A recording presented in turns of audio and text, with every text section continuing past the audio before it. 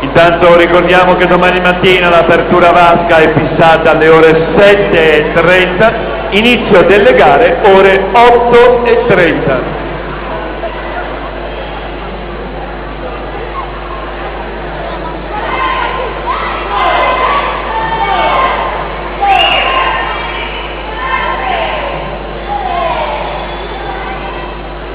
Per la prossima terza serie, in prima Giorgia Posenato, alla 2 Giulia Rebusco, alla 3 Eleonora Turvano, alla 4 Ileana Costadura, alla 5 Sara Gusperti, 6 Sara Peli, 7 Sara Speri, 8 Irene Cerchiaro.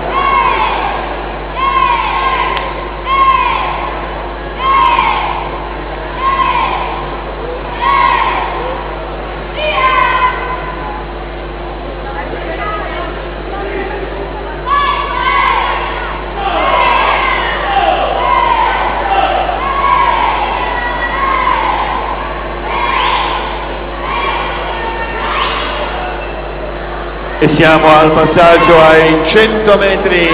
Matilde Medini, team in Subrica, alla corsia 3, 1:21:80.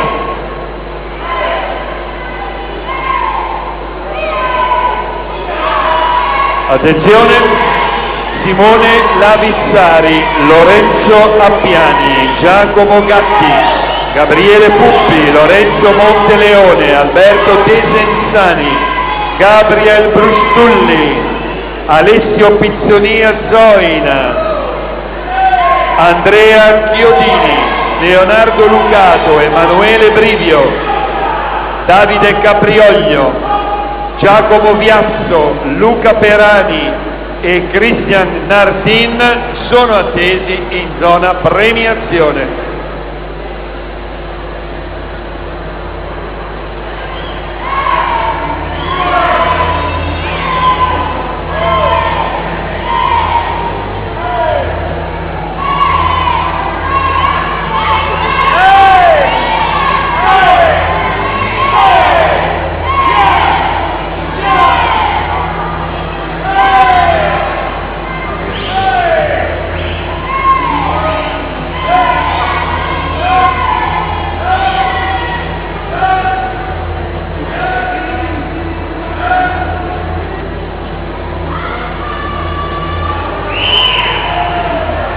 E dunque Nancy Rustulli Sogeis chiude in 2:52:18.